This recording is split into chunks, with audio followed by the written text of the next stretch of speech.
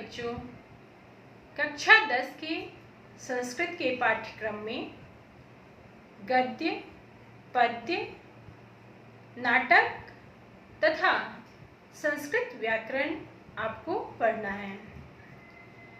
तो आज मैं आप लोगों को पहली क्लास में संस्कृत व्याकरण का सर्वप्रथम माहेश्वर सूत्र बताऊंगी, जो आप लोग कक्षा 9 में भी पढ़ चुके हैं।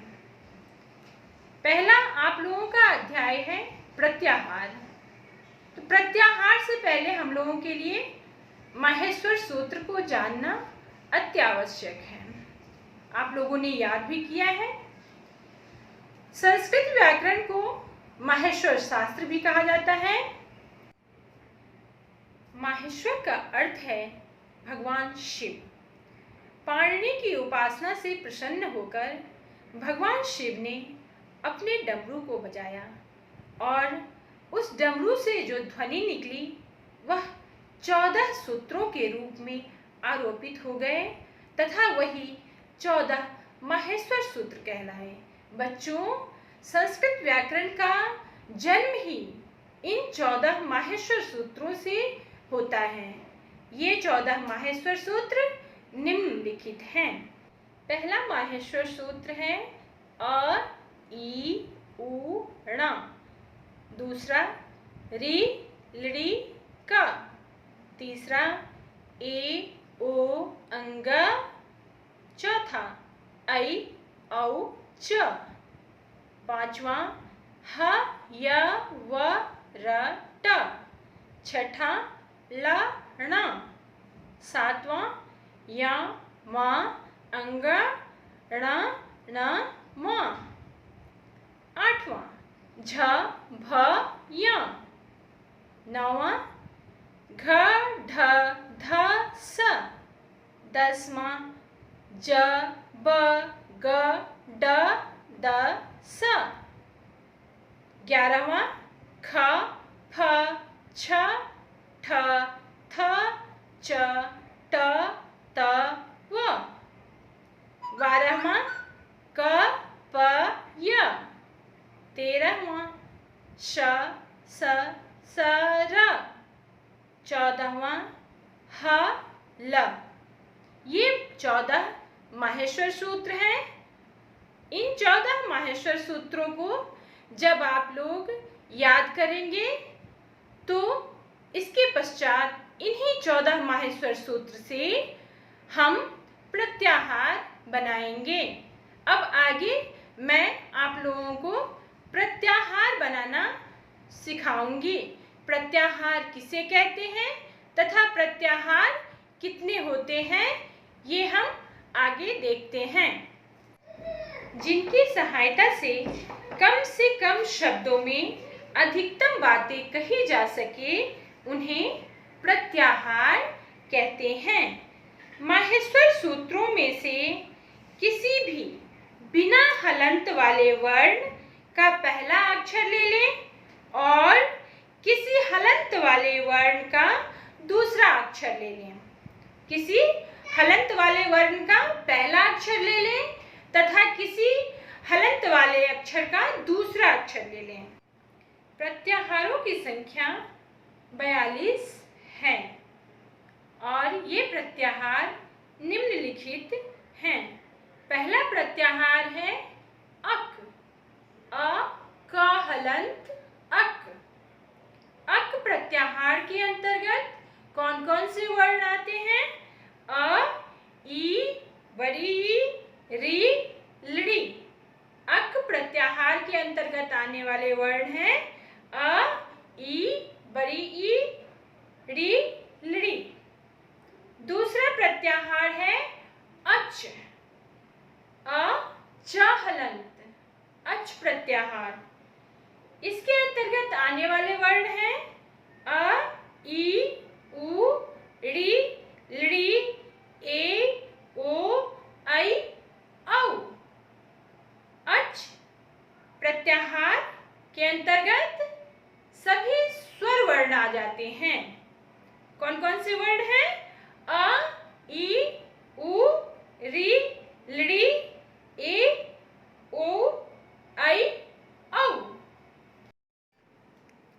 तीसरा प्रत्याहार है बच्चों अट, अ ट हलंत। इसके अंतर्गत आने वाले वर्ण हैं अ, ई, उ, री, लड़ी, ए, ओ, आई, औ, ह, य, व, र।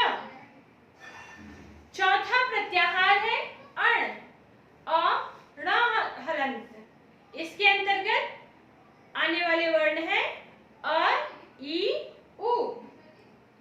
पांचवा प्रत्याहार है अण, अ, ई, उ, री, लड़ी, ए, ओ, आई, औ, ह, य, व, र, ल।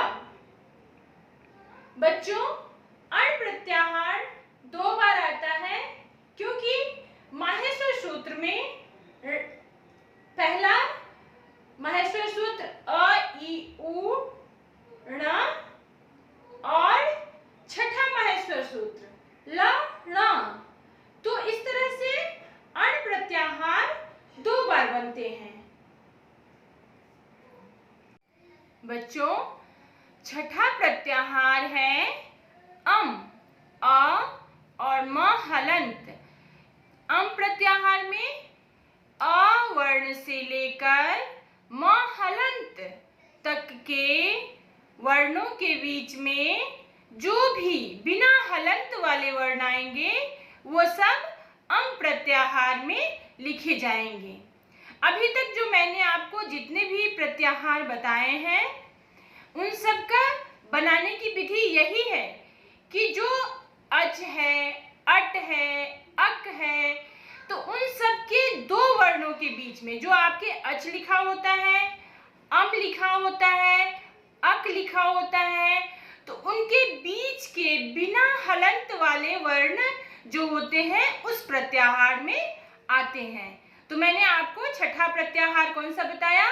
अम, अ और म हलंत। तो अ और म हलंत तक आप देखेंगे माहेश्वर सूत्र में कि अ वर्ण से लेकर कहाँ म हलंत वाला आता है, कौन से माहेश्वर सूत्र में म हलंत आता है, तो वहां तक के सभी बिना हलंत वाले वर्ण अम प्रत्याहार में लिखे जाएंगे। बच्चों आप लोगों को परीक्षा में इस से वस्तुनिष्ठ टाइप के क्वेश्चन आएंगे कि अक प्रत्याहार में कौन कौन से वर्ण आते हैं, अच प्रत्याहार में कौन कौन से वर्ण आते हैं। तो आप लोगों को सिर्फ इस तरह से बनाने की विधि पता होनी चाहिए कि अच प्रत्याहार है तो अ से लेकर च हलंत तक माहेश्वर सूत्र में अ से च हलंत तक कितने बिना हलंत वाले वर्ण आते हैं उनको आपको याद करना पड़ेगा। अम है तो अम में अ से म हलंत तक कितने वर्ण आते हैं उसे याद करना पड़ेगा। इसी तरह से हम समस्त प्रत्याहारों को बनाएंगे। सिर्फ 14 माहेश्वर सूत्र को याद करके हम 42 प्रत्याहार बना सकते हैं, बनाते हैं। तो इन 42 प्रत्याहारों के मैं आपको नाम बता देती हूँ कि छठा प्रत्याहार हमने पढ़ा अम, सातवां प्रत्याहार है अल, अ और ल हलंत, आठवां प्रत्याहार है अश, अ और श हलंत। मैं आपको नाम बता देती हूँ और आपके स्क्रीन पे जो पिक्चर दिखाई दे रही है उसमें आपको इनके अंतर्गत आने वाले सभी वर्ण दिख रहे हैं। नौवां प्रत्याहार है हमारा इक, ई और क हलंत। इसके अंतर्गत कौन कौन से वर्ण आ रहे हैं देखिए, ई, उ, री, लड़ी। तो इस तरह से ई और क हलंत के बीच में जितने बिना हलंत वाले वर्ण हैं उन सबको हम किस प्रत्याहार में रखेंगे? इक प्रत्याहार में। हम इक प्रत्याहार किस तरह से बनाएंगे? ई तथा क हलंत के बीच के समस्त बिना हलंत वाले वर्ण को हम लिख के इक प्रत्याहार बनाएंगे। और 10वां प्रत्याहार है आपका इच, 11वां एण, 12वां उक, एंग,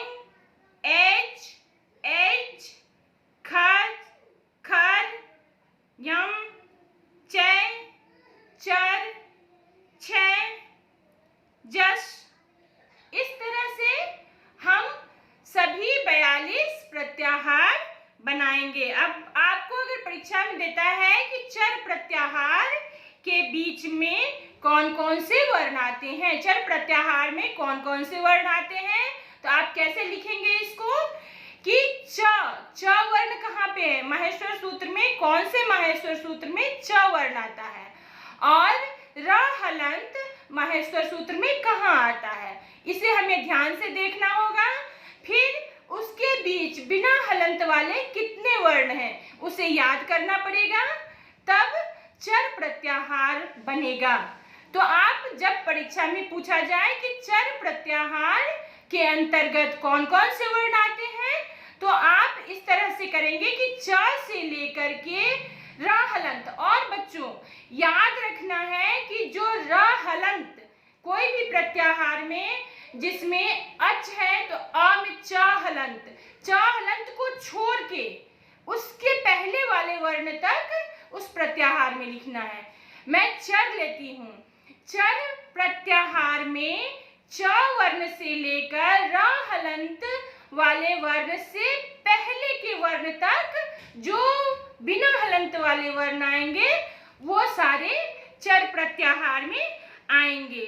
तो मैं आपको बताती हूँ कि चर प्रत्याहार में कौन कौन से वर्ण आएंगे। च, ट, त, क, प, श, स, स, ये सारे वर्ण चर प्रत्याहार में आएंगे। इसी तरह से एक और प्रत्याहार हम देखते हैं, जश। जश प्रत्याहार में ज और श हलंत।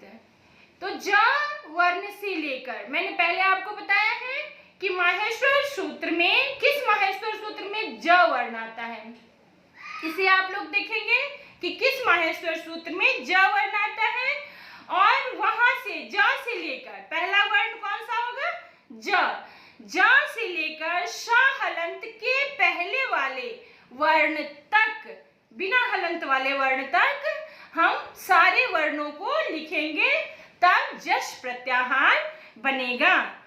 तो जश प्रत्याहार में कौन कौन से वर्ण आएंगे, ज, ब, ग, ड, द। श नहीं लिखेंगे, ज, ब, ग, ड, द। ठीक है। अच्छा, एक बात और बच्चों, आप लोगों को एक बात याद रखनी है कि कोई भी प्रत्याहार आपसे पूछा जाता है जब परीक्षा में, तो आप लोग क्या करेंगे कि देखेंगे कि जश प्रत्याहार पूछा गया, तो इसका ऑप्शन में जो भी आएगा उसमें पहला वर्ण ज अवश्य होगा। ठीक है। किसी भी प्रत्याहार में अच, तो अच का पहला वर्ण और अवश्य होगा, क्योंकि पहले वर्ण से लेकर के हलंत वाले वर्ण तक हम एक प्रत्याहार बनाते हैं। ठीक है।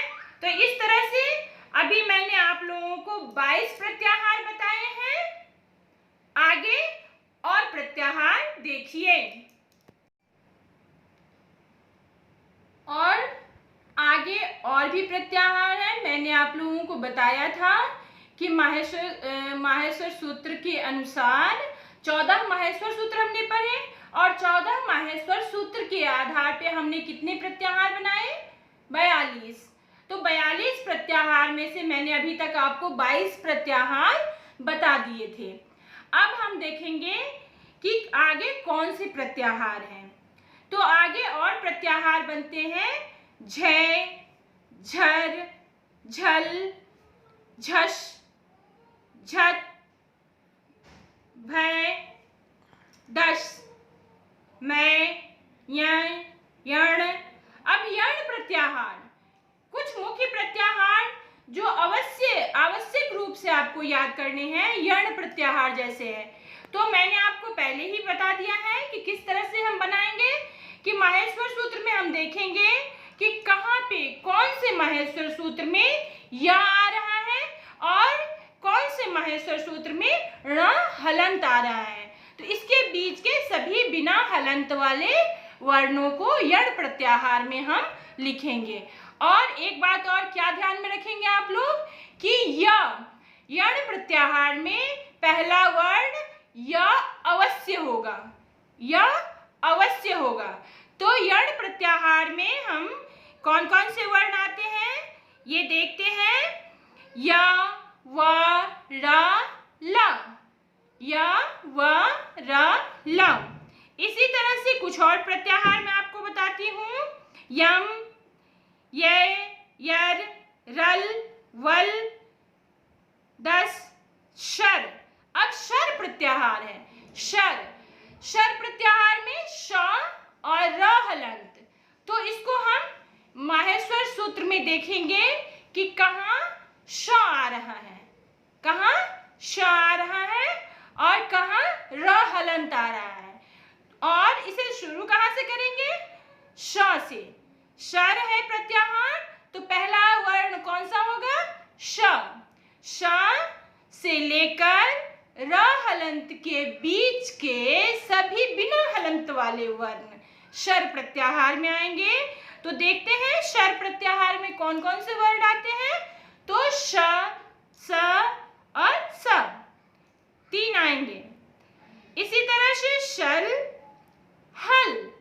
हल प्रत्याहार बच्चों है जिसके अंतर्गत मैंने आपको पहले ही क्या बताया था कि हल में सारे व्यंजन वर्ण आते हैं। हल प्रत्याहार में कौन से वर्ण आते हैं? व्यंजन वर्ण। हमने शुरू में क्या देखा? अच प्रत्याहार के अंतर्गत सारे स्वर वर्ण आते हैं और अब हल प्रत्याहार के अंतर्गत सारे व्यंजन वर्ण आएंगे।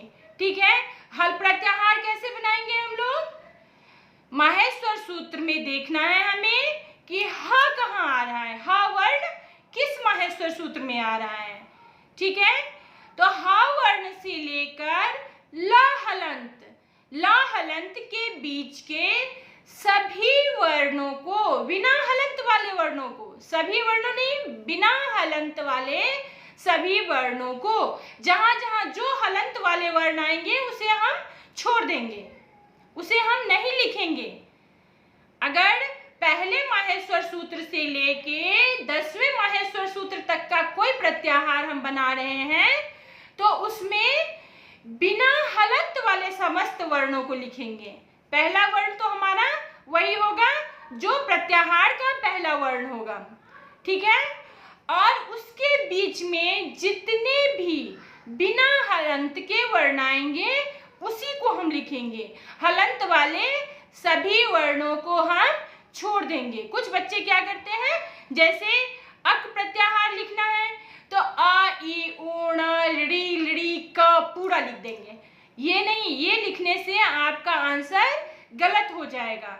तो हमें क्या करना है कि अक प्रत्याहार लिखना है तो आ, ई, ऊ,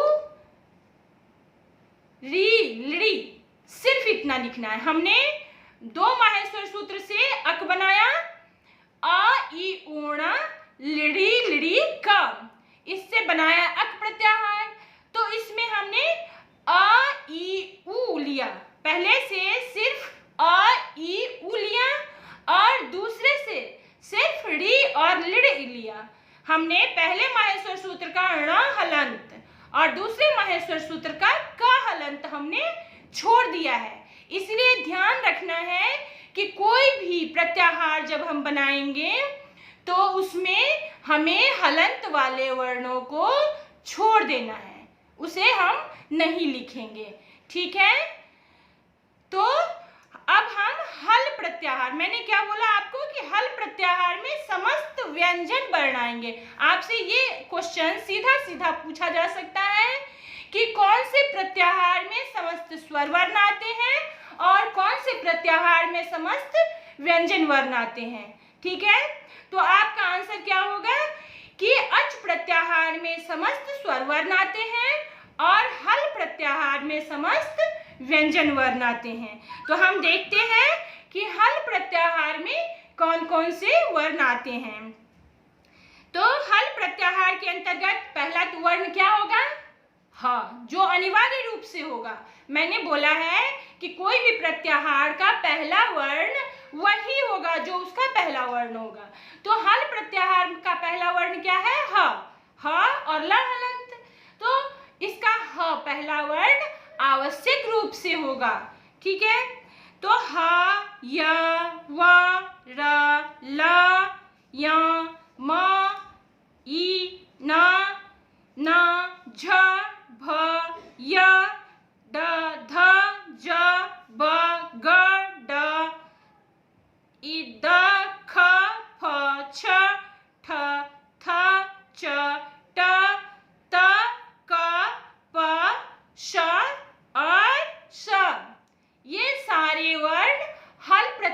प्रत्याहार के अंतर्गत आएंगे। और सबसे अंत में 42वां प्रत्याहार हमारा है हश।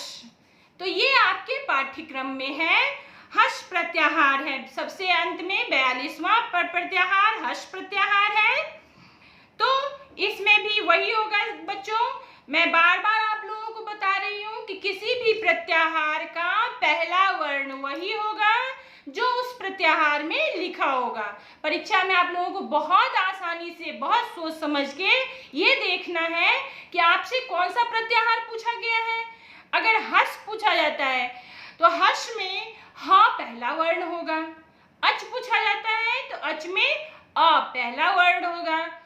ठीक है, तो मैं आशा करती हूँ कि आप लोगों ने ये समस्त प्रत्याहार को अच्छी तरह से समझ लिया होगा और उसे आप लोग अच्छी तरह से आसानी से परीक्षा में कर पाएंगे और उसे बना पाएंगे। ठीक है, तो आगे हम अब कुछ प्रश्नोत्तर इससे संबंधित देखेंगे। चलिए बच्चों, अब हम लोग प्रत्याहार से संबंधित कुछ प्रश्नोत्तर करते हैं। ठीक है, पहले मैं आप लोगों के समक्ष कुछ प्रश्न रखती हूँ, फिर उसके आंसर बताऊंगी। ठीक है, तो पहला प्रश्न है हमारा कि इक प्रत्याहार के अंतर्गत कौन कौन से वर्ण आते हैं। ऑप्शन चार ऑप्शन दिए हुए हैं और आपके सामने स्क्रीन पे चारों ऑप्शन दिख रहे हैं। बच्चों, मैं आपको बता दूं कि बोर्ड परीक्षा में इसी तरह के प्रश्न आएंगे आपके सामने और इसी तरह के 4 ऑप्शन रहेंगे। 4 ऑप्शन में से किसी एक को आपको टिक करना होगा। ठीक है, तो पहला प्रश्न मैंने कौन सा बोला कि इक प्रत्याहार के अंतर्गत कौन कौन से वर्ण आते हैं। फिर दूसरा प्रश्न है अच प्रत्याहार के अंतर्गत कौन कौन से वर्ण आते हैं।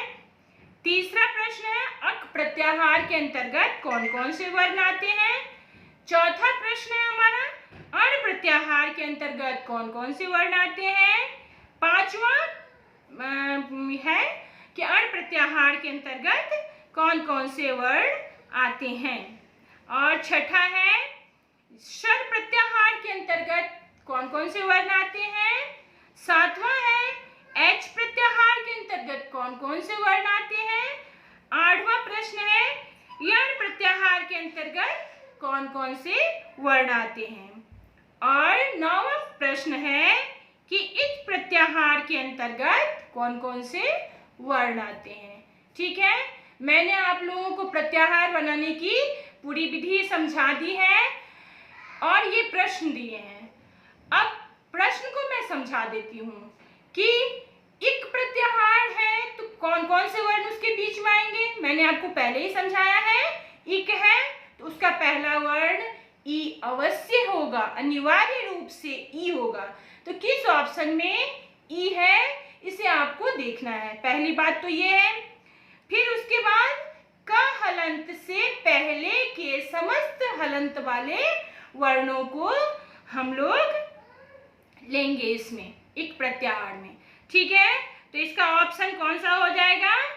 पहले प्रश्न का ऑप्शन कौन सा हो जाएगा, चौथा ई उ री लड़ी।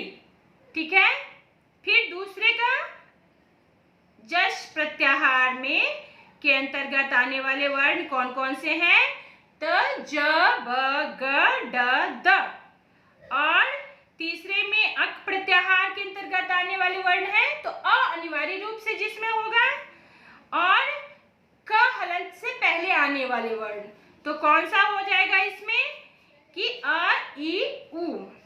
फिर पांचवा है अण प्रत्याहार।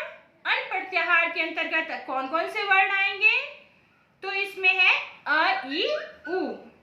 और शर प्रत्याहार, शर प्रत्याहार के अंतर्गत आने वाले वर्ण कौन कौन से हैं, श स स। और छठा है हमारा सातवां है एच प्रत्याहार। एच प्रत्याहार के अंतर्गत कौन कौन से वर्ण आएंगे तो इसका ऑप्शन है ए ओ आई औ। दूसरा दूसरा ऑप्शन हम टिक करेंगे। और 8वां प्रत्याहार है यण प्रत्याहार। इसके अंतर्गत कौन कौन से वर्ण आएंगे? तो यह पहला वर्ण निश्चित रूप से होगा। उसके बाद हलंत से पहले वाले सभी वर्ण आएंगे। तो हमारा ऑप्शन है, सही आंसर है ए, या, व, र, ल। दूसरा जो आंसर है वो सही है, दूसरा ऑप्शन सही है। और फिर 9वां क्वेश्चन है कि इच प्रत्याहार के अंतर्गत आने वाले वर्ण कौन कौन से हैं? तो इसमें ई, उ, री, ली, ए, ओ, ऐ, औ। तो इस तरह से हमने देखा कि सारे प्रत्याहार में कौन कौन से वर्ण किस प्रत्याहार के अंतर्गत आए। बस मुख्य रूप से 2 बातें बच्चों आप लोग ध्यान में रखिए कि कोई भी प्रत्याहार, इसी तरह के आपके प्रश्न आएंगे, जिस तरह के प्रश्न मैंने आपको कुछ समझाए हैं उसी तरह के प्रश्न आएंगे। तो आप मुख्य रूप से 2 बातें ध्यान में रखिएगा कि जो भी प्रत्याहार आपसे पूछा जाए उसका पहला वर्ण उस प्रत्याहार का पहला वर्ण होगा, और उसके बाद जो लास्ट वाला, जो हलंत वाला जो वर्ण होगा उससे पहले के सभी बिना हलंत वाले वर्णों को आपको लिखना है। तो मैं आशा करती हूँ, मैं उम्मीद करती हूँ कि आप लोगों को प्रत्याहार, माहेश्वर सूत्र और प्रत्याहार अच्छी तरह से समझ में आ गया होगा कि किस तरह से हमें आपको प्रत्याहार बनाना है और उसके एक प्रत्याहार के अंतर्गत कौन कौन से वर्ण आएंगे। ठीक है, आगे की क्लास में हम लोग वर्णों के उच्चारण स्थान के बारे में पढ़ेंगे। तो तब तक आप लोग प्रत्याहार को बनाइए और उसे याद कीजिए। धन्यवाद।